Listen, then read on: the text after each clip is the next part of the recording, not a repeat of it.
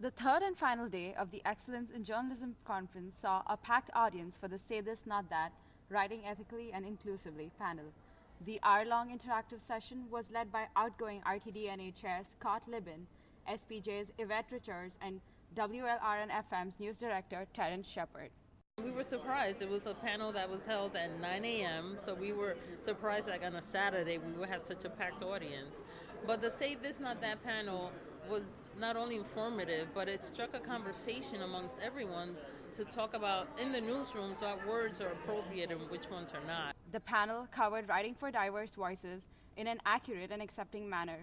Speaking about the panel, Richard said, "We use words like Latino, Latina, Latinx, and that comes into play in how it should be used and not used. We use words such as cisgender.